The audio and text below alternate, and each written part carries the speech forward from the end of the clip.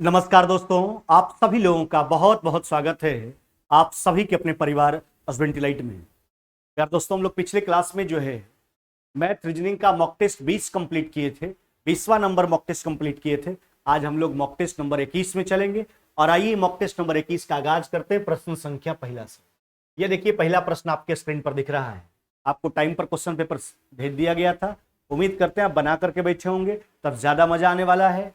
आइए पहला प्रश्न क्या कहता है।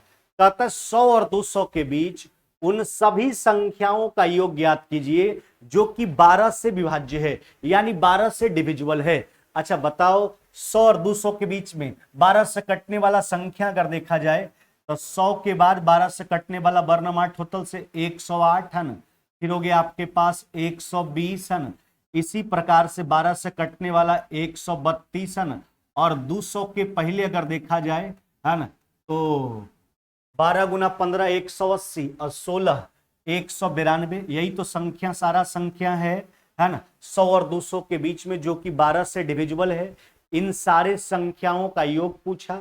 अच्छा, या तो एपी में होगा क्योंकि 12 का मल्टीपल लिखा हुआ है, तो 12 12 के डिफरेंस पर एपी में है। एपी में एस एन बराबर आप जानते हो, एस एन बराबर होता है n/2 है ना, इंटू ए प्लस क्या हो जाएगा आपका यल, where a equal to first term, जबकि यल इक्वल टू क्या हो जाता है आपका लास्ट टर्म। एस एन बराबर एक और फॉर्मेट होता है n/2 into 2a plus n-1 into D, लेकिन यहाँ पर पहला और अंतिम पद मालूम है तो इसी का इस्तेमाल कर लेंगे।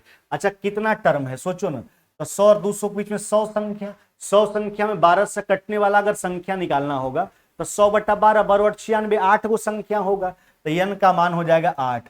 तो 8/2 इंटू ए प्लस यल, पहला पद 108, जबकि अंतिम पद हो गया आपके पास कितना 192, नहीं 192।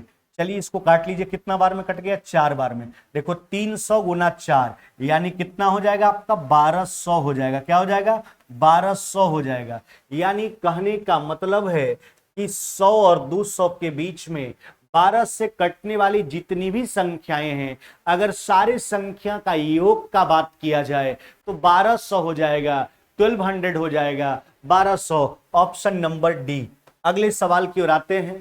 कहता चीनी का कीमत जो है वह 6 रुपए प्रति किलोग्राम से बढ़कर 7.5 रुपए प्रति किलोग्राम हो गया। देखो चीनी का कीमत कैसे था 6 रुपए प्रति किलोग्राम, अब बढ़कर कितना हो गया 7.5 रुपए प्रति किलोग्राम हो गया। कहता बताइए चीनी का प्रयोग कितना कम किया जाए ताकि खर्च में वृद्धि ना हो। अब अपने ऊपर लेके मामला को जाइए। मान लेते हैं कि पहले हम 1 किलो चीनी खर्च करते थे, उसका कीमत 6 रुपए प्रति किलोग्राम था, तो 6 रुपए हमको लगा करता था। अब वही 1 किलो के लिए हमको 7.5 रुपया लग रहा है। कहता खर्च को कितना प्रतिशत कम किया जाए, है ना, कितना प्रतिशत कम किया जाए ताकि खर्च, हम 6 रुपया ही खर्च करना चाहते हैं, लेकिन सामान का कीमत तो बढ़ चुका है, तो खपत में कमी करना होगा। कमी कितना का करना होगा 1.5 का, नहीं देखिए ना, कमी कितना का करना होगा 1.5 का। कहां से 7.5 से, है ना, तो 1.5 जो है वह 7.5 का कितना प्रतिशत है निकाल लीजिए। चलिए 1.5 से काट लीजिए 5 बार में, है ना, 100/5 यानी कितना हो जाएगा, यानी 20% का खपत में कमी करना होगा।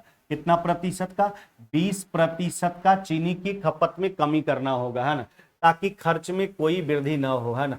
20% का चीनी के खपत में कमी करना होगा। कितना का 20% का मेरे भाई। चलो अगले सवाल की ओर आ जाते हैं। कहता देखिए सारा करने वाला संख्या है ना, √5 आपका, ³ √4 हो गया, 5√2 हो गया, 7√3 हो गया। इन सब सारे संख्याओं में सबसे बड़ा संख्या कौन सा है। अच्छा, एक सिंपल सा बात, जैसे स्क्वायर रूट निकालते हो तो उसका मतलब क्या होता है कि अंदर के मान को 2 भाग में तोड़ते हो, 1 भाग बाहर निकालते हो। अगर आप ³ निकालते हो तो उसको 3 भाग में तोड़ते हो, 1 भाग आप उत्तर करते हो।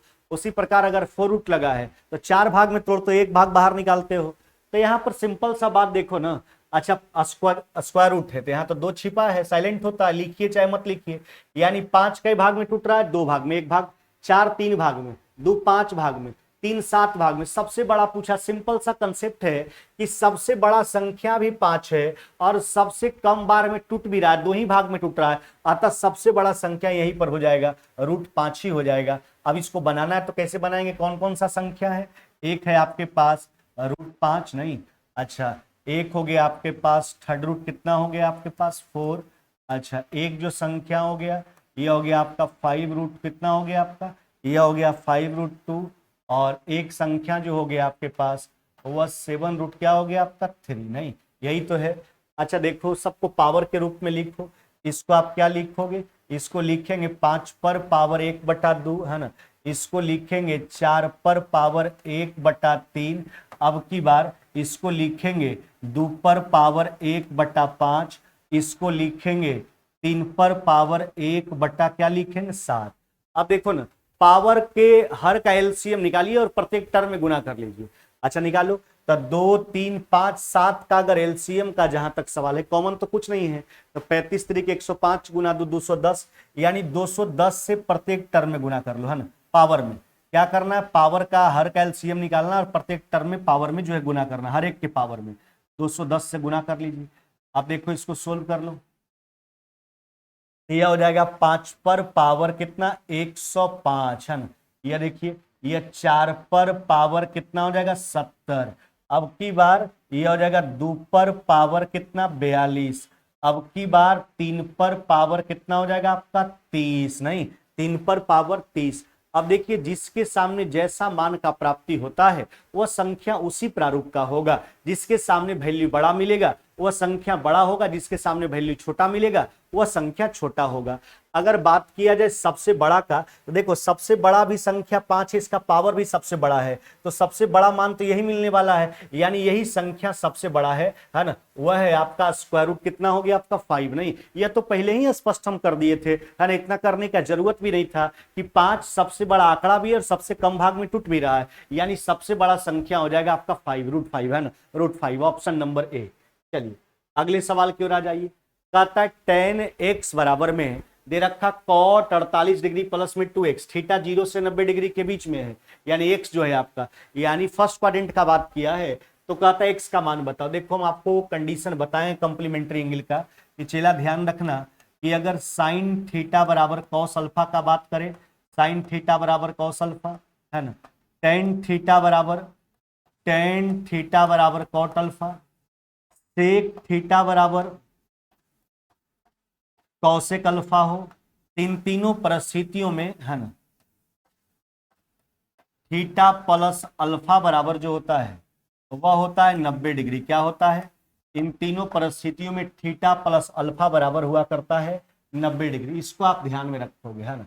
साइन थीटा बराबर कॉस अल्फा, टेन थीटा बराबर कॉट अल्फा, या फिर सेक थीटा बराबर कौशिक अल्फा हो, तीनों परिस्थितियों में थीटा प्लस अल्फा का जो मान होता है वह 90 डिग्री होता है। तो देखो इसको अगर थीटा के रूप में देखें, इसको अल्फा के रूप में देखें, तो टेन थीटा बराबर कॉट अल्फा, यानी थीटा प्लस अल्फा बराबर 90, यानी x प्लस में 48 है ना, प्लस में 2x बराबर में कितना हो गया आपका 90 है ना। अब देखो यह हो जाएगा आपका 3x बराबर में 90 में से 48 घटाइए 42, यानी x बराबर हो गया आपका 14 डिग्री। क्या हो गया, x बराबर 14 डिग्री आपका आंसर हो जाएगा 14 डिग्री। चलिए x का मान आपसे पूछा गया, x का मान क्या हो जाएगा 14 डिग्री। अगर याद है तो ठीक है, नहीं भी याद है तो भी ठीक है, ऐसा नहीं है कि नहीं याद रहने पर नहीं बनेगा, बिल्कुल बनेगा। अब देखो यहां आपके पास विकल्प है, या तो आप टेन को कॉट में कन्वर्ट कर लीजिए, थीटा को बराबर कर लीजिएगा, या तो कॉट को टेन में कन्वर्ट कर, जैसे कॉट को अगर टेन में कन्वर्ट करना है, चाहे इसी को कॉट में बदलना है, तो इसको लिख सकते हैं है ना, कॉट 90 डिग्री माइनस में थीटा, नहीं तो कॉट 90 माइनस एक्स, तो 90 माइनस एक्स बराबर दोनों तरफ कॉट हो गया, कैंसिल करेंगे तो 90 माइनस एक्स बराबर 48 प्लस में 2x का मान आ जाएगा 14। वहीं से तो ये कंक्लूजन का प्राप्ति होता है। तो सीधा आप याद रखोगे, अगर साइन थीटा बराबर कॉस अल्फा हो, टेन थीटा बराबर कॉट अल्फा हो, सेक थीटा बराबर कौशिक अल्फा हो, तीनों परिस्थितियों में थीटा प्लस अल्फा का जो मान होता है वह होता है 90 डिग्री, आपका क्या होता है 90 डिग्री। चलिए अगले सवाल की ओर आ जाइए, कहता है किसी त्रिभुज एबीसी में एडी कोण ए का आंतरिक द्विभाजक है। अब देखिए ना यहां जो बात किया गया त्रिभुज एबीसी का, हाँ ध्यान दीजिएगा, देखो यह हो गया आपके पास ए बी सी, नहीं कहता एडी कोण ए का आंतरिक द्विभाजक है, एडी जो है वह कोण ए का क्या है आंतरिक द्विभाजक है, एंगल बाइसेक्टर है ना। अब क्या कहता जो भुजा बीसी को डी पर मिलता है, बीडी बराबर कितना है 5, बीडी बराबर 5, पूरा बीसी का मान जो हो गया वह हो गया 7.5, सोचो तो 7.5 में 5 है, तो इसका लंबाई कितना हो जाएगा, यह हो जाएगा 2.5 हो जाएगा। आपसे कहता है कि ए बी और ए सी का रेशियो बता दो। किसका रेशियो बता दो?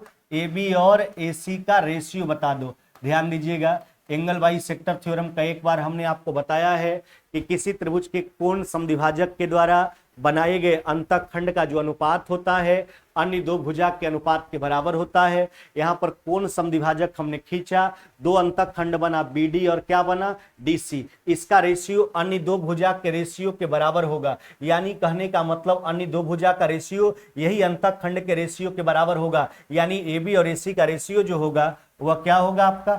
यह हो जाएगा आपका BD और CD के रेशियो के बराबर हो जाएगा।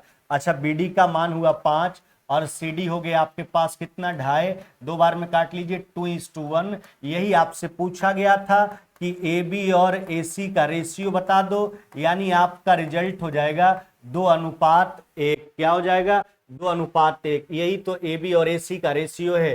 कौन सा उत्तर करोगे? ऑप्शन नंबर A हो जाएगा। क्या ध्यान रखना है? किसी त्रिभुज के कोण समद्विभाजक के द्वारा जो दो अंतःखंड बनता है उसका रेशियो अन्य दो भुजा के रेशियो के बराबर होगा। अंतःखंड बना BD, अंतःखंड बना CD, इसका रेशियो अन्य दो भुजा के रेशियो के बराबर AB और AC के रेशियो के बराबर होगा, यानी AB और AC का रेशियो यही दो अंतःखंड के रेशियो के बराबर होगा। AB बटा AC बराबर BD बटा CD। सोल्व कर लीजिए, 2:1 आपका राइट आंसर हो जाएगा। चलिए अगले सवाल की ओर चलते हैं। कहता है एक आयत में लंबाई चौड़ाई का क्या है? दुगना है। आप जानते हो आयत यानी रेक्टेंगल जो है वह 2 डायमेंशनल फिगर होता है, हर इसमें लेंथ और ब्रेथ हुआ करता है। लंबाई चौड़ाई का दुगना है। अच्छा, क्या बोला है? इसमें लंबाई जो है चौड़ाई का क्या है? दुगना है, यानी लंबाई और चौड़ाई का रेशियो 2:1 है। इसका परिधि यानी परिमाप 48 है। अच्छा देखो ना, ध्यान देना आराम से, इसका परिमाप 48 है। अच्छा, आयत का परिमाप एक्चुअली होता क्या है? लंबाई चौड़ाई के योग का दुगना। इसका आधा करेंगे तो लंबाई चौड़ाई का योग आएगा। कई यूनिट का मान है? ये देखिए, आधा कीजिएगा परिमाप का तो लंबाई चौड़ाई का योग आएगा जो 3 यूनिट का मान है। तो 1 यूनिट का पहले मान निकाल लीजिए, है ना। तो 3 दूना 6 से 8 बार में कट गया। 1 यूनिट का मान 8 आ गया, अतः 2 यूनिट 8 दूना 16 हो जाएगा। 1 यूनिट का मान 8 हो जाएगा, यानी उस आयत का लंबाई 16, चौड़ाई कितना हो गया? 8 सेंटीमीटर हो गया। इसका क्षेत्रफल पूछा है। आयत का क्या पूछा गया? आपसे क्षेत्रफल पूछा। क्षेत्रफल क्या होता है? लंबाई गुना चौड़ाई, यानी 16 गुना 8 कितना हो जाएगा आपका? 128 वर्ग सेंटीमीटर। यही तो उस आयत रेक्टेंगल का एरिया हो जाएगा, 128 वर्ग सेंटीमीटर। मेरे भाई कौन सा उत्तर करोगे? Option number B. यही तो आयत का क्षेत्रफल है, 128 वर्ग सेंटीमीटर जो है कि आयत का क्षेत्रफल है ना, आयत का क्षेत्रफल है। देखो परिमाप दिया था, परिमाप जो होता है वह होता है लंबाई चौड़ाई के योग का दुगना। उसका आधा कर लिए, लंबाई चौड़ाई का योग आ गया। जो 3 यूनिट का मान है, 1 यूनिट का मान 8 आया, लंबाई 2 यूनिट था, 8 गुना 2 16 हुआ, चौड़ाई 8 हुआ, क्षेत्रफल लंबाई गुना चौड़ाई 128 वर्ग सेंटीमीटर। चलिए अगले सवाल की ओर आइए। कहता है घन का विकर्ण 6√2 सेंटीमीटर है, इसका पृष्ठीय क्षेत्रफल पूछा। अच्छा, घन का ही विकर्ण दिया गया, क्या दिया गया? 6√2। अच्छा, घन के विकर्ण का लंबाई एक्चुअली होता क्या है? तो कहोगे सर √3 इंटू यल होता है, यानी √3 गुने किनारा का लंबाई। तो इसमें अगर √3 से हम डिवाइड कर ले, है ना, अगर हम √3 से डिवाइड कर ले तो क्या निकल के आ जाएगा? घन का किनारा निकल के आ जाएगा। आपसे घन का पृष्ठीय क्षेत्रफल पूछा, यानी टोटल सरफेस एरिया आपको बताना है। क्या होता है? 6l²। यल आ गया, स्क्वायर करो, 6 से गुना कर लो, यही तो है। √3 से काट लीजिए, कितना बार में? 2√3 बार में। चलो वर्क कर लो इसका, है ना। अच्छा, ये तो 12 हो जाएगा, 12 दूना कितना हुआ? 24, है ना, और 24 गुना 6 कितना हो जाएगा आपका? यह हो जाएगा 144। क्या हो जाएगा? 144 वर्ग सेंटीमीटर आपका राइट जवाब हो जाएगा, 144 वर्ग सेंटीमीटर। यही तो घन का संपूर्ण पृष्ठ क्षेत्रफल है, क्यूब का टोटल सरफेस एरिया है 144 वर्ग सेंटीमीटर। घन का टोटल सरफेस एरिया क्या होता है? 6l²। पहले तो विकर्ण का लंबाई दिया गया था, विकर्ण होता है √3 इंटू एल, हमने √3 से डिवाइड किया, एल आया, स्क्वायर कर लिए, l² में 6 से गुना कर लीजिए, 6l² हो गया। इसका वर्ग करोगे तो 4 3 12 दूना, ये √2 का स्क्वायर 24, √2 का स्क्वायर 2 तो 24, 24 गुना 6 144 वर्ग सेंटीमीटर। चलिए अगले सवाल की ओर आइए। कहता 11 भुजाओं वाले, ध्यान दीजिएगा, 11 भुजाओं वाले बहुभुज के सभी आंतरिक कोणों का योग पूछा गया, यानी टोटल इंटीरियर एंगल का योग पूछा गया। देखो किसी बहुभुज के सभी अंतः कोणों का योग होता है 2n माइनस में 4 समकोण। क्या होता है? 2n माइनस 4 समकोण, या फिर इसको आप लिख सकते हैं n माइनस में 2 समपूरक। यह सभी अंतः कोणों का योग है। सभी बाह्य कोणों का योग 360 डिग्री होता है, जबकि किसी बहुभुज के एक अंतः और एक बाह्य कोणों का योग 180 डिग्री होता है। यह है सभी अंतः कोणों का योग, है ना, और यह सभी बाह्य कोणों का योग परमानेंट फिक्स होता 360 डिग्री। सभी अंतः कोणों का योग पूछा, n माइनस 2 संपूरक, 11 भुजा है, 11 माइनस में 2 गुना कितना हो गया आपका 180, है ना। अब देखो ना कितना हो गया आपका, 11 में से 2 चला गया, 9 बच गया, तो 18 9 वर्ष 68 से, है ना, यानी कितना हो जाएगा आपका 1620 डिग्री आपका राइट आंसर हो जाएगा। क्या हो जाएगा? 1620 डिग्री। कौन सा उत्तर करोगे? ऑप्शन नंबर डी, यानी 11 भुजा वाले बहुभुज के सभी अंतः कोणों का योग जो है वो कितना हो जाएगा आपका 1620 डिग्री हो जाएगा। क्या हो जाएगा? 1620 डिग्री। चलिए अगले सवाल की ओर आते हैं। कहता है किसी त्रिभुज की 3 भुजाएं 6 सेंटीमीटर, 8 सेंटीमीटर, 10 सेंटीमीटर है। इसकी सबसे बड़ी भुजा पर माध्यिका का लंबाई आपसे पूछा जा रहा है। नहीं, अब देखो किसी त्रिभुज का 3 भुजा, अब देखो ना भुजा से आपको क्या पता चल रहा है, त्रिभुज का साइड 6, 8 और 10 है, तो 8 6 10 तो एक राइट एंगल ट्रायंगल हो जाएगा। नहीं, चलिए एक त्रिभुज है जिसका भुजा 6, 8 और कितना है 10, यही तो बात है,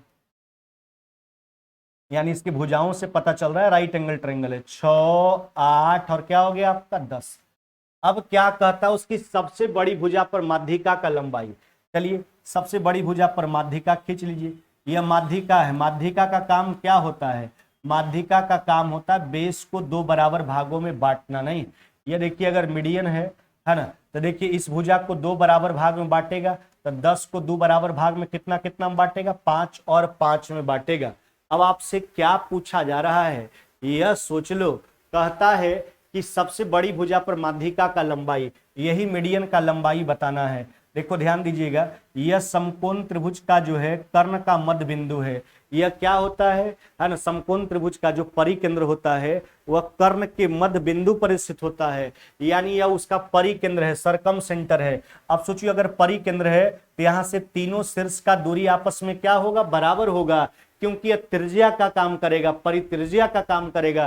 तो अगर यह 5 तो यह भी 5 ही हो जाएगा। और आपसे यही पूछा गया था, सबसे बड़ी भुजा पर जो माध्यिका खींचा जाता है उस माध्यिका का लंबाई क्या हो जाएगा? तो 5 सेंटीमीटर आपका राइट जवाब हो जाएगा, है ना। समकोण त्रिभुज का जो लंब केंद्र होता है वह समकोणिक शीर्ष पर स्थित होता है, समकोण बनाने वाले शीर्ष पर स्थित होता है। समकोण त्रिभुज का जो परिकेंद्र होता है वह कर्ण के मध्य बिंदु पर स्थित होता है। तो जो आपने मीडियन खींचा तो यह कर्ण के मिड पॉइंट को टच करेगा, वह सरकम सेंटर हो गया। यहां से तीनों शीर्ष का दूरी बराबर हुआ, क्योंकि तीनों वृत्त का त्रिज्या है, यह डिस्टेंस, यह डिस्टेंस, यह डिस्टेंस। तो 10 को बराबर बराबर भाग में बांट लीजिए, 5 5 तो यह भी 5, यानी सबसे बड़ी भुजा पर जो माध्यिका खींचा गया उस माध्यिका का लंबाई जो है वह 5 सेंटीमीटर हो जाएगा। क्या हो जाएगा? 5 सेंटीमीटर। थोड़ा कमेंट सेक्शन को देख लेते हैं, अगर किन्हीं के द्वारा कोई प्रश्न होगा उसका जवाब देकर के फिर हम आगे बढ़ते हैं।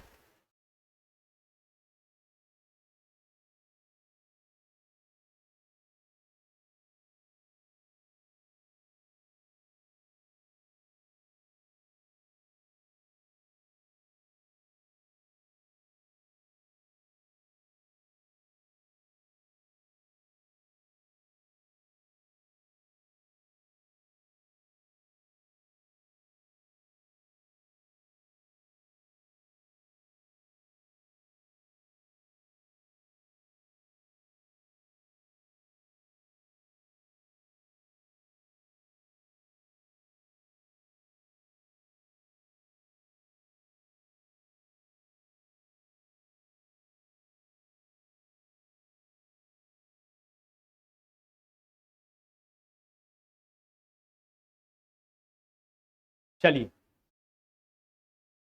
धर्मेंद्र कुमार कर रहे हैं, सब समझ में आ रहा है सर, कोई दिक्कत नहीं। चलिए बढ़िया बात है, समझ में आना भी चाहिए। अगले सवाल की ओर चलते हैं। कहता है पहिया जो है, ध्यान दीजिएगा, एक पहिया का बात किया गया, 100 चक्कर में 22 किलोमीटर का दूरी तय करता है। अच्छा, कितना चक्कर में कितना दूरी तय करता है? 100 चक्कर में 22 किलोमीटर का दूरी तय करता है पहिया का त्रिज्या। अच्छा एक बात बताओ, 22 किलोमीटर को मीटर में क्या लिखोगे? तो लिखोगे आप 22,000 नहीं। अच्छा यह जो पहिया के द्वारा तय दूरी है कितना चक्कर में है? 100 चक्कर में है। तो एक चक्कर में तय दूरी निकालने के लिए 100 से भाग लगाइए, यानी यह पहिया के द्वारा एक चक्कर में तय दूरी है। अच्छा बताओ, पहिया के द्वारा एक चक्कर में तय दूरी उसका परिधि होता है, और परिधि क्या जानते हो आप? 2πr। तो यह 2πr है, इसमें 2π से डिवाइड कर लीजिए, है ना। इसमें हम 2π से डिवाइड कर लेते हैं, रेडियस निकल करके आ जाएगा 2π से। अब देखो 2 शून्य काट करके हटा दो, 44 से काट लीजिए, कितना बार में? 5 बार में। 7 गुना 5 बराबर कितना हो जाएगा आपका? यह हो जाएगा 35 मीटर हो जाएगा। क्या हो जाएगा? 35 मीटर। यही तो पहिया का त्रिज्या है, 35 मीटर है। 100 चक्कर में तय दूरी था, 100 से भाग लगा दिए, एक चक्कर में तय दूरी आ गया जो 2πr परिधि होता है, 2π से डिवाइड कर लीजिए, r आ जाएगा। चलिए अगले सवाल की ओर आते हैं। कहता ए और बी दोनों एक साथ काम करते हुए कार्य को 10 दिन में, ध्यान दीजिएगा, ए और बी जो है, ए और बी मिलकर काम को 10 दिनों में पूरा करता है, जबकि बी और सी मिलकर उसी काम को 15 दिनों में। नहीं, अच्छा जबकि जो है, ध्यान दीजिएगा, बी और सी मिलकर काम को 15 दिनों में पूरा करता है आगे, और उसी काम को ए और सी मिलकर 20 दिन में। अच्छा ए और सी मिलकर कितना दिन में करता है? तो 20 दिनों में पूरा करता है। अब यहां से देखिए पूरा कार्य जूम कर लीजिए, 10 15 20 का एलसीएम कितना हो जाएगा आपका? 60। इफिशियंसी सोचो सबका, है ना। तो ए और बी दोनों मिलकर 10 दिन में 60 एक दिन में कितना करेगा? 6। बी और सी 15 दिन में 60 एक दिन में कितना करेगा? 4। ए और सी 20 दिन में 60 एक दिन में कितना करेगा? 3। अब देखिए सबका इफिशियंसी निकाल लिए, ए बी का निकाल लिए, बी सी का निकाल लिए, ए सी का निकाल लिए। अच्छा इफिशियंसी होता क्या है? इफिशियंसी जो होता है किसी व्यक्ति के द्वारा एक दिन में किया गया कार्य हुआ करता है। अब क्या कहता है सुनो, कहता ए बी सी तीनों मिलकर जो है इस कार्य को कितने दिनों में पूरा करेंगे? नहीं, अच्छा तीनों मिलकर पूछा, तब पूरे कार्य में तीनों की इफिशियंसी से डिवाइड कीजिए। अच्छा तीनों का इफिशियंसी देखो, अगर आप तीनों को जोड़ते हो तो सबका 2 दिन का चर्चा, ए यहां भी यहां भी, बी यहां भी यहां भी, सी यहां भी यहां भी। अच्छा तो तीनों का इफिशियंसी देखो, 6 4 10 और 3 13, सबके 2 दिन का काम है। एक दिन का काम निकालने के लिए 2 से डिवाइड कर लीजिए, यानी 120 बटा कितना हो गया आपका? 13, है ना। यह हो जाएगा 13 17 से 117, यानी 9.3 बटा 13, 9.3 बटा 13 दिन आपका राइट आंसर हो जाएगा, है ना। 9.3 बटा 13 दिन आपका राइट जवाब हो जाएगा। कौन सा उत्तर करोगे? ऑप्शन नंबर ए, यानी ए बी और सी तीनों मिलकर जो है इस काम को जो है 9.3 बटा 13 दिन में कंप्लीट कर लेंगे। अगले सवाल की ओर आइए, आराम से समझिए। कहता एक रेलगाड़ी स्टेशन ए से बी की ओर जो है 50 के स्पीड से जो है निकलता है। अब देखो ना, 2 स्टेशन का बात किया गया, समझिएगा बात को आराम से, है ना। ए बी, एक रेलगाड़ी स्टेशन ए से स्टेशन बी की ओर चलता है, एक रेलगाड़ी ए से बी की ओर चलता है, आधा घंटा बाद दूसरा बी से ए की ओर 150। अच्छा सोचो, इसका स्पीड जो ए से बी की तरफ जा रहा था उसका स्पीड है 50 किलोमीटर प्रति घंटा। आधा घंटा चल लिया, तब उधर वाला ट्रेनमा बी से ए और वाला जो है वह 150 के स्पीड से ए की तरफ आना शुरू किया। दोनों स्टेशन के बीच का दूरी 725। अब सोचिए पूरा जो दोनों स्टेशन के बीच का दूरी है वह 725 किलोमीटर है, समझना बात को। तो ए से बी गया है 50 के स्पीड से, तो आधा घंटा में कितना जाएगा? आधा घंटा में चल जाएगा 25 किलोमीटर। अब उधर से यह भी गति में है, अभी भी गति में है। अब दोनों के बीच का फासला कितना किलोमीटर का बचा? 700 किलोमीटर का। समझिए तब हमसे क्या कहता है, कहता बताइए स्टेशन ए से उस बिंदु का दूरी कितना है जहां दोनों रेलगाड़ी मिलेगा। तो वास्तविकता बात है, इधर से यह गति में इधर से गति में, तो रास्ता में तो मिलवे करेगा दोनों। तो कहता जहां मिलेगा वह दूरी ए के तरफ से कितना है? अच्छा 25 किलोमीटर तो पहले चल चुका है, पहले समय निकाल लो कि अब जो है दोनों को मिलने में कितना समय लगेगा। देखिए ध्यान दीजिएगा, 700 किलोमीटर का फासला बचा दोनों के बीच में, क्योंकि ये 25 किलोमीटर आधा घंटा में चल चुका है। अब तो दोनों गति में है, ए से बी तरफ जो जा रहा है वो 50 के स्पीड से, जबकि बी से ए की तरफ जो आ रहा है वो 150 के स्पीड से। तो देखिए अपोजिट डायरेक्शन है, चाल जुट जाएगा 200। इतना समय लगेगा दोनों को मिलने में नहीं। अच्छा दूरी निकाल लीजिए, ए के तरफ से पूछा गया जहां मिलता है ना। बाय द वे चांस अगर यहां मिला तो यह दूरी ए के तरफ से कितना है? तो पहले देखिए यह दूरी ए के तरफ से, पहले दूरी निकालिए। तो ए के तरफ वाला का स्पीड कितना था? ए के तरफ वाला का स्पीड था 50, नहीं 50। तो यह तो देखिए 25 किलोमीटर के बाद यह दूरी तय किया गया है ए के तरफ वाला से, है ना। अच्छा 25 किलोमीटर तो पहले से फासला बन चुका था। चलिए इसको देखिए 25 बार में इतना दूरी 25 किलोमीटर के बाद, 25 किलोमीटर पहले से ए के तरफ से चल चुका था, है ना। तो 25 और जोड़ लीजिए, 175 और 25 कितना हो जाएगा, तो उत्तर हो जाएगा आपका 200 किलोमीटर। क्या हो जाएगा, 200 किलोमीटर। यानी कहने का मतलब है स्टेशन ए से उस बिंदु का दूरी 200 किलोमीटर है, जहां दोनों रेलगाड़ी जो है जाकर एक दूसरे से मिलती है 200 किलोमीटर। कौन सा उत्तर करोगे, ऑप्शन नंबर डी। अब देखो अगर बी की तरफ से पूछता तो इस 25 को जोड़ने का नौबत ही नहीं आता, क्योंकि वह तो पहले उधर वाला गाड़ी तो पहले कुछ चला नहीं है, वह जो भी चला है इसी दौरान चला है। तो 700 बटा 200, 150 उसका स्पीड था, 150 से डायरेक्ट गुना कर लेते हैं ना। तो यानी कितना हो जाता, तो 150 से आप गुना करते तो ये हो जाता, ध्यान देखिए 150 से गुना करके देखिए, तो यहां से काट लीजिएगा 2 शून्य, यानी 75 गुना आप 7 कीजिएगा तो आ जाएगा आपका, है ना, यानी 525 हो जाएगा। बिल्कुल 525 हो जाएगा। तो देखिए ना, ए की तरफ से अगर वह दूरी 200 है तो बी की तरफ से 525 किलोमीटर हो जाएगा। तो वैसे आप सोच सकते थे, लेकिन ए की तरफ से पूछा था तो 25 किलोमीटर का फासला तो पहले से बन चुका था, और बना दूरी इतना फासला और बन गया, तो इतना प्लस में 25, यानी जो जहां पर मिलता है जाकर के दोनों, वह दूरी ए के तरफ से कितना है, 200 किलोमीटर, है ना। चलिए अगले सवाल की ओर आते हैं। कहता विकास अपने वेतन का 80% खर्च करता है। देखो विकास का वेतन को हम मान लेते हैं कितना, 100। हम बार बार बोलते हैं किसी भी व्यक्ति के वेतन में दो ही चीज होता है, या तो एक्सपेंस करेगा, खर्च करेगा, या तो सेविंग करेगा। नहीं, या तो खर्च होता है या तो बचत होता है। विकास अपने वेतन का 80% खर्च करता है। अच्छा 100 का 80% कितना हुआ, 80। तो 100 में 80 खर्च किया तो कितना बचाया, 20। अब सोचो, कहता उसके वेतन में 25% का वृद्धि हो गया। 100 रुपया पहले कमाता था, 25% का वृद्धि हो गया, कितना हो गया वेतन, 125। अब क्या कहता है, यह सुनिए, और व्यय यानी एक्सपेंस में भी 15% का वृद्धि होता है। अच्छा 80 का 15% निकाल लीजिए आप, है ना। तो 80 का 15% कितना हो जाएगा आपका, 15 × 20 से 12। तो 80 प्लस में 12, यानी अब खर्च कितना करता है, 92। सोचो 125 कमा रहा है और उसमें 92 खर्च कर रहा है, यानी कितना बचाएगा, 33, है ना। तो अब बचत में कहता है पहले की अपेक्षा कितना का वृद्धि हो गया, सोचो। तो पहले बचाता था 20, अब कितना बचा रहा, 33। यानी बचत में अगर वृद्धि को देखा जाए तो वृद्धि कितना का है, 13 का। नहीं, कितना का, 13 का। कहां से, 20 से। तो 13 जो है 20 का कितना प्रतिशत है, चलिए 20 से 5 बार में काट लीजिए, यानी आपका रिजल्ट कितना हो जाएगा, 65% का जो है बचत में वृद्धि हो जाएगा। कितना का, 65% का। विकास के बचत में जो है, सेविंग में जो वृद्धि हुआ है, कितने प्रतिशत का हुआ है, 65% का हुआ है ना, 65% का।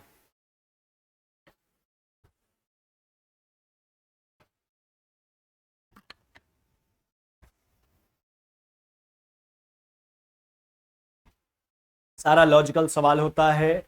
हर एक एग्जाम को ध्यान में रख करके क्वेश्चन पेपर तैयार करते हैं। ऐसा नहीं किसी खास एग्जाम का बात हो, हर एक एग्जाम को हर एक प्रकार का क्वेश्चन आपको मिलेगा मॉक टेस्ट में। वस्तु का क्रय मूल्य जो है उसके अंकित मूल्य का, यानी मार्केट प्राइस का 75% है। वस्तु का अंकित कीमत मान लेते हैं कितना, 100। क्रय मूल्य इसका 75%, अंकित मूल्य का यानी 75। यदि 15% छूट, छूट तो हमेशा अंकित कीमत पर दिया जाता है, 100 का 15% डिस्काउंट दे देगा, यानी कितना में बेचने का बात किया, 85 में। तो कहता है उसके लाभ या हानि का परसेंट सोचो, यानी कॉस्ट प्राइस 75, सेलिंग प्राइस 85, यानी जब भी होगा तो उसको प्रॉफिट होगा। अच्छा प्रॉफिट कितना का हो रहा है, 10 का। कहां से, 75 से, है ना। 10 में 75 का कितना परसेंट है, चलो 25 से 4 बार में, 25 से 3 बार में, 40/3, यानी 13.1/3% का प्रॉफिट हो जाएगा। क्या हो जाएगा, 13.1/3% का प्रॉफिट हो जाएगा उसको। कौन सा उत्तर करोगे, ऑप्शन नंबर सी मेरे भाई। क्या हो जाएगा, ऑप्शन नंबर सी हो जाएगा। यानी उस विक्रेता को कितना प्रतिशत का लाभ हो जाएगा, 13.1/3% का। अंकित कीमत को हमने 100 मान लिया, क्रय मूल्य अंकित कीमत का 75%, 100 का 75%, 75 बेचता है वस्तु को 15% डिस्काउंट पर। डिस्काउंट हमेशा अंकित कीमत पर दिया जाता है, 100 का 15% डिस्काउंट दीजिए, यानी 85 में बेचता है, खरीदा 75 में, यानी 13.1/3% का लाभ हो जाएगा। आगे बढ़िए। कहता 800 रुपया की राशि जो है, ध्यान दीजिएगा, साधारण ब्याज पर 3 साल में 920 रुपया हो जाता है। 920 रुपए। यदि ब्याज दर 3% बढ़ जाए तो राशि क्या हो जाएगा? देखो इधर 3 साल में राशि कितना हो जाता है साधारण ब्याज पर? 920। अच्छा, हो जाने का बात करें, बन जाने का बात करें, बात किसका होता है? मिश्रधन का, अमाउंट का। अगर कोई राशि साधारण ब्याज में 320 हो रहा है 3 साल में, तो बढ़ने का कोई ना कोई तो रेट होगा, है ना। अब क्या कहता है, अगर दर 3% बढ़ा दिया जाए तो, है ना, राशि क्या हो जाएगा? अब रेट 3% बढ़ा रहे हैं तो जितना राशि होता था उतना तो होबे करेगा। अब 3% के कारण जितना ब्याज बढ़ेगा उतना और इसमें बढ़ा लीजिए, है ना। चलिए, तो 800 का जो है 3 साल में 3% की दर से जितना ब्याज बढ़ेगा इतना और इसमें जोड़ लीजिए, है ना। तो देखो कितना हो गया, 8 9 72, 72 जोड़ लो, यानी 992 रुपया हो जाएगा। क्या हो जाएगा? 992 रुपीज। 992 रुपया राशि बढ़ करके हो जाएगा अगर दर को 3% बढ़ा दिया जाए तो, है ना। देखो 800 रुपया 3 साल में 900 रुपया और 920 रुपया होता है, तो जितना होता है उतना तो होबे करेगा। अब रेट 3% बढ़ा रहे हैं तो 3% के कारण जितना ब्याज बढ़ेगा उतना और जोड़ लीजिए, यानी 72 रुपया और बढ़ जाएगा। अगले सवाल की ओर आइए। कहता है 16% वार्षिक दर से, या वार्षिक दर से है, 3 महीने के लिए 12,000 रुपया की राशि पर त्रैमासिक रूप से संयोजित होने वाला चक्रवृद्धि ब्याज। अच्छा, एक बात सोचो, 3 महीना त्रिमासिक, यानी हर 3-3 महीना में ब्याज के संयोजन का बात किया। पहले रेट काउंट करो, यह रेट 16% वार्षिक है। त्रिमासिक रेट निकालते हैं तो पहले सोचेंगे अगर ब्याज का संयोजन हर 3 महीना में होगा, त्रिमासिक होगा, तो साल भर में कितना बार? तो पहले सोचिए, त्रिमासिक होगा तो साल भर में 4 बार। अब देखो रेट को 4 से डिवाइड कर लो, नहीं, अच्छा, रेट को 4 से डिवाइड कर लो, यानी त्रिमासिक रेट कितना आ गया? 4%। यानी प्रिंसिपल कितना है? प्रिंसिपल है 12,000। कितना? 12,000। 3 महीना का तो निकालना है, बस एक बार 4% निकाल लीजिए, यही तो 3 महीना का इंटरेस्ट हो जाएगा। 12 चौक 48, यानी कितना हो जाएगा? 480 रुपया। कितना हो जाएगा? 480 रुपया हो जाएगा। कौन सा उत्तर करोगे? ऑप्शन नंबर डी हो जाएगा। अगर ब्याज का संयोजन जो है त्रैमासिक रूप से किया जाए तो पहले सोचेंगे साल भर में कितना बार? त्रिमासिक होगा तो साल भर में 4 बार, तो रेट को 4, जैसे छमाही में के लिए रेट को 2 से डिवाइड कर, तो 2 आता कहां से है? तो सोचते हैं साल भर में कितना बार, तो छमाही होता है तो 2 बार, इसलिए रेट को 2 से डिवाइड करते हैं। त्रिमासिक है तो साल भर में कितना बार? 4 बार, रेट को 4 से डिवाइड करेंगे। यह वार्षिक रेट था 16%, त्रिमासिक रेट जो आ जाएगा आपका 16/4, 4% हो जाएगा। अब 3 महीना का बोलबे किया, एक ही बार ब्याज लगेगा, तो 12,000 का 4%, 480 रुपया हो जाएगा। अगले सवाल की ओर आइए। कहता है गेंदबाज का औसत जो है वह 12.4 है। देखिए, हर बल्लेबाज का रन बनाने का कुछ ना कुछ औसत होता है, हर गेंदबाज का जो है ना, गेंदबाजी करने का कुछ ना कुछ औसत होता है। वह अपनी गेंदबाजी का औसत 0.2 से सुधारता है जब अंतिम मैच में 26 रन देकर 5 विकेट लेता है। अंतिम मैच से पहले लिए गए विकेटों का संख्या आपसे पूछा जा रहा है। देखो एक बात इसमें ध्यान रखना कि बल्लेबाज वह बेहतर होता है जिसका औसत ज्यादा होता है, लेकिन गेंदबाज वह बेहतर होता है जिसका औसत कम होता है। समझ रहे हो बात को? बल्लेबाज वह बेहतर, जैसे आप बात कर लो, जिस भी खिलाड़ी का बात करोगे तो जिसका बल्लेबाजी का औसत ज्यादा है वो बल्लेबाज बढ़िया होगा, लेकिन गेंदबाजी में उल्टा होता है, जिसका औसत कम वह गेंदबाज बढ़िया। अरे भैया, कम रन के हिसाब से जो है ना, पारी में रन पिटाएगा तब नहीं वह गेंदबाज बढ़िया होगा। अगर ज्यादा रन के हिसाब से रन पिटा दिया तो गेंदबाज खराबे है। एक गेंदबाज का औसत जो है कितना है? वह 12 कितना था? 4, है ना। कहता है वो अपनी गेंदबाजी का औसत 0.2 सुधारता है। सुधारता यानी कम कर लेता है औसत। सुधारने का मतलब 12.4 है, 0.2 सुधार लिया, 12.2 हो गया। अंतिम मैच में 26 रन देकर 5 विकेट लिया। अच्छा, अंतिम मैच में उसके गेंदबाजी का औसत निकालो। तो गेंदबाजी का औसत कैसे निकालते हैं? तो बॉलिंग एवरेज बराबर नंबर ऑफ रन्स कंसीडर्ड बटा नंबर ऑफ विकेट्स टेकन, है ना। यानी कहने का मतलब है कितना रन दिया है और कितना विकेट लिया है, तो जितना रन दिया उसमें विकेट की संख्या से डिवाइड कर लीजिए, वही उसकी गेंदबाजी का औसत है। तो अंतिम मैच में 26 रन देकर 5 विकेट लिया, तो अंतिम मैच में उसका औसत निकाल लीजिए, 26/5, 5×5 = 5.2। यह अंतिम मैच का उसके गेंदबाजी का औसत है 5.2। अंतिम मैच जैसे ही खेलता है वह गेंदबाज औसत 0.2 सुधार लेता है। सुधार लेता है यानी कम कर लेता है। औसत 12.4 था, सुधार लिया, यानी 12 हो गया 2। चलिए क्रॉस करके रेशियो निकाल लीजिए, है ना। तो यहाँ हो जाएगा आपके पास, कितना हो जाएगा आपका? ये हो जाएगा 7 और ये हो जाएगा 0.2, 5 से गुना कर लो, यानी 35 अनुपात कितना हो गया आपका 1।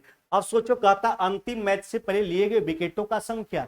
ये देखिए वह विकेट की संख्याओं का रेशियो है एक अंतिम मैच में, अंतिम मैच से पहले। अंतिम मैच में कितना विकेट लेता है 5 विकेट, जो यूनिट के तौर पर कितना दिख रहा है 1 यूनिट। तो 1 यूनिट बराबर 5। आपसे अंतिम मैच से पहले पूछा है, 35 यूनिट का मान बता देना है। तो 35 यूनिट बराबर हो जाएगा 175। यानी अंतिम मैच से पहले उसके द्वारा लिए गए विकेटों का संख्या जो है वह संख्या कितना हो जाएगा 175, 175। अंतिम मैच से पहले उस गेंदबाज के द्वारा लिए गए विकेटों का संख्या 175। अगर कुल विकेटों का संख्या कहता अंतिम मैच तक तो 35, 35 से 36, 36 पचे 180 हो जाता। चलिए अगले सवाल की ओर आ जाते हैं। 12, 18, 6 का चौथानुपाती। अच्छा एबीसी का चतुर्थानुपाती क्या होता है BC/A। तो 18 गुना 6 बट्टा कितना 12। इसका चौथानुपाती जो है K और 6 के तीसरा अनुपाती के बराबर है। यह दो संख्या का तीसरा अनुपाती B²/A। 6 स्क्वायर बट्टा कितना हो गया K। देखो 6 का स्क्वायर 36, यहां से वो 6 काट लीजिए, वो 6 निकालेगा क्या बचेगा 3, है ना। अब देखो 3 से काट लो कितना बार में 4 बार में, यानी K बराबर कितना हो जाएगा 4 हो जाएगा। K बराबर क्या हो जाएगा 4 हो जाएगा। कौन सा उत्तर करोगे ऑप्शन नंबर ए, है ना। A और B का प्रथम समानुपाती A²/B, A और B का द्वितीय अनुपाती या मध्यानुपाती √AB, A और B का तृतीय अनुपाती B²/A, ABC का चतुर्थानुपाती BC/A, चतुर्थानुपाती B²/A, तृतीय अनुपाती 36। 6 काटी, यहाँ 3 से 4 बार में K बराबर 4 हो गया। अगले सवाल की ओर आ जाते हैं। कहता है तेंदुलकर शब्द से 2 अक्षर चुने गए हैं। कितना शब्द अक्षर चुना गया 2। दोनों के स्वर होने की क्या प्रायिकता है, यानी वोवेल होने की क्या प्रायिकता। अच्छा इसमें वोवेल कितना है पहले यह सोचो। वोवेल है आपके पास ए यू क्या ए, 3 वोवेल है। तो 2 वोवेल चुनने का, तो 3 combination to total number of letter कितना 2, 2 4, 2 6, 2 8 है कितना 9। 9 कॉम्बिनेशन 2। यही तो प्रायिकता होता है। प्रायिकता होता क्या है रिक्वायरमेंट और पॉसिबिलिटी का रेशियो। तो 3 कॉम्बिनेशन 2 इसको सोल्व करेंगे। फैक्टोरियल 3 बट्टा फैक्टोरियल 3 में से 2 गया 1, नीचे आ जाओ। फैक्टोरियल 9 बट्टा फैक्टोरियल 2, 9 में से 2 गया हो गया 7। अब 2 काट के हटा लो, 3 को ब्रेक करोगे तो 3 गुना 2 गुना 1 तो कट ही जाएगा। 9 को काटेंगे, 9 को तोड़ेंगे, 9 गुना 8, 7 कट गया। यही तो है। अब देखो 6 और 72 है ना, 72 कई बार में कट जाएगा 12 बार में, यानी प्रायिकता क्या हो जाएगा आपका 1/12। क्या हो जाएगा 1/12 प्रायिकता हो जाएगा, है ना। यानी कहने का मतलब तेंदुलकर सबसे अगर 2 अक्षर चुने जाएं तो दोनों के स्वर होने की क्या वोवेल होने की क्या प्रायिकता है तो 1/12। 1/12। हाँ ध्यान रखना NCR बराबर होता है फैक्टोरियल N बट्टा factorial R into N minus में R। अगले सवाल की ओर आ जाते हैं। आखिरी सवाल है मैथ्स का आपका। कहता है 1170 रुपया को ABC में, ध्यान दीजिएगा, कहता है 1170 रुपया को जो है ABC में 1/2, 1/3, 1/4 के अनुपात में बांटा जाना था। यह सही रेशियो है बांटने का तीनों के बीच में। यह तो भिन्न का अनुपात है LCM 12, यानी 6 अनुपात 4 अनुपात कितना हो गया आपका 3। लेकिन गलती से, है ना, लेकिन गलती से जो है इसको किस रेशियो में बांटा जाता है, गलती से इसको बांटा जाता है 2, 3 और किस रेशियो में 4 के रेशियो में। देखो हम आपको कई बार बताएं इस रेशियो में बांटना था, लेकिन गलती से इस रेशियो में बांट दिया। हम आपको कई बार बताएं कि अगर आपसी लेन देन का बात हो अथवा एक राशि में जितना जोड़े अगला में उतना घटाए, या फिर एक ही राशि को अगर अलग अलग अनुपात में बांटने का बात किया जाए तो इन परिस्थिति में जोगफल को बराबर करते हैं। 6 4 10 और 3 कितना हो गया आपका 13, है ना। 5 4 कितना हो गया 9। इसको बराबर करने के लिए यहाँ 9 से गुना कर लो और यहाँ 13 से गुना कर लीजिए, है ना। चलिए यहाँ जो है कि 9 से गुना कर लीजिए और नीचे क्या करो आप, नीचे जो है कि 13 से गुना कर लो। कितना से 13 से गुना कर लो। अब कहता गलती से बांटने के दौरान जो है इसमें किसको सबसे ज्यादा लाभ हुआ और कितना रुपया का हुआ जब गलती से बांटा गया तब। अच्छा तो इसको मिलता था 54, अब मिला 26। इसको लाभ का इसको हानि हो गया 27 और कितना 9 चौक 36 39, 3 यूनिट का लाभ हुआ 27 52। सबसे ज्यादा लाभ जो है सी को दिख रहा है। कितने यूनिट का दिख रहा है 25 का, नहीं 25 यूनिट का। सबसे लाभ तो बी को भी हुआ है गलती से बांटने के दौरान, लेकिन हमसे प्रश्न कहता किसको सबसे ज्यादा लाभ हुआ और कितना रुपया का हुआ। तो सबसे ज्यादा लाभ सी को दिख रहा है और वह 25 यूनिट का है। सी का लाभ निकाल लीजिए, 25 यूनिट का मान। राशि 1170, जोग तो बाहर में लिखा हुआ है, 117 यूनिट का मान, 25 यूनिट का मान निकाल लीजिए, है ना। चलिए इसको 10 बार में काट लीजिए, यानी लाभ कितना हो जाएगा सी का 250 रुपया। यानी अगर सबसे ज्यादा लाभ किसी व्यक्ति को हुआ है तो वह है सी, और कितना रुपया का हुआ है, तो 250 रुपया का हुआ है। नहीं, सबसे ज्यादा लाभ सी को 250 का। अगले सवाल की ओर आ जाते हैं। कहता है लिखित प्रश्न दी गई है, लिखित प्रश्न दी गई आकृति पर आधारित है। दी गई आकृति पर एक ही पासा की विभिन्न स्थितियां, पासा 3 के निचले फलक पर, 3 के निचले फलक पर यानी 5 के अपोजिट पूछा है। नहीं, 5 के अपोजिट, तो दोनों में देखिए यही दोनों को उठा लीजिए, 6 तो कॉमन है। क्लॉक वाइज घूम जाइए, क्लॉक वाइज घूम जाइए, चलिए क्लॉक वाइज घूमते हैं। 6 1 4, 6 5 2, एगो 3 बचा। आपसे कहता 3 के निचले फलक पर, पासा 3 के, तो 3 का ऊपर में 5 है, 5 के अपोजिट क्या हो जाएगा 1, क्या हो जाएगा 1, यानी पासा 3 के निचले फलक पर, यानी 5 के अपोजिट, 5 के अपोजिट कौन सा हो जाएगा आपका 1 हो जाएगा। अगले सवाल की ओर आ जाइए। कहता A B C D E F और जी और एच जो है केंद्र की ओर मुंह करके बैठा है। कितना व्यक्ति है 8। चलिए 4 2 6 और 2 8, खाली पढ़ते चलिए। कहता डी एफ के बाएं को दूसरा, चलिए एफ के बाएं पहला दूसरा, नहीं क्या बोला, डी जो है एफ के बाएं दूसरा, और एच डी के बारे में बोला, एफ के बाएं दूसरा और एच के दाएं तीसरा। नहीं, अच्छा क्या बोला, एच के दाएं तीसरा, पहला दूसरा तीसरा। डी के बारे में 2 बात बोला, एफ के बाएं दूसरा और एच के दाएं तीसरा। अच्छा एफ के दाएं को दूसरा, चलिए ए जो है एफ के दाएं दूसरा और एच का निकटतम पड़ोसी है, हो गया निकटतम पड़ोसी। सी बी के दाएं दूसरा और एफ जो है बी के बाएं को, बी के दाएं को तीसरा। अच्छा क्या बोला, सी बी के दाएं दूसरा और एफ बी के दाएं तीसरा, तो बी को यहां रखिए, दाएं पहला दूसरा तीसरा। अच्छा सी जो है बी के दाएं को दूसरा, सी को यहां डाल दीजिए। और क्या बोला है, जी एफ का निकटतम पड़ोसी नहीं है, जी यहां पर नहीं होगा, यहां पर जी डाल दीजिए। एक व्यक्ति आपके पास बचा ई। बताइए कहता एक के तुरंत बाईं ओर कौन है, एक के जस्ट बाईं तरफ जो है कौन है आपका ई, क्या हो जाएगा ई। एक के तुरंत बाईं तरफ कौन है, तो ई है, नहीं ई। चलिए अगले सवाल की ओर आ जाते हैं। कहता है यदि शब्द डिप्रेशन, बात की शब्द का डिप्रेशन का, देखो D E P R E double S I O N, है ना।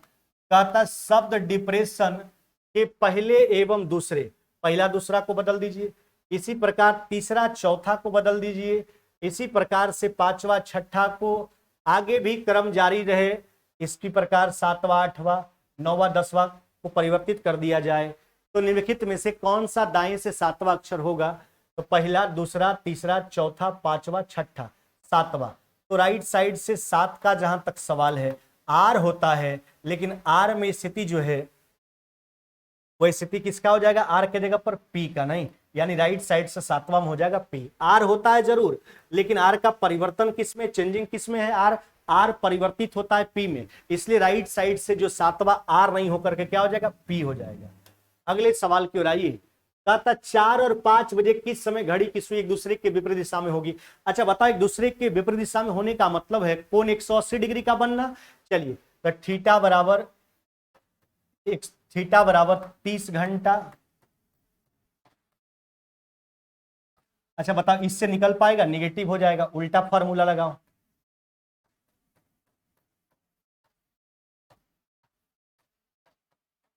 चलिए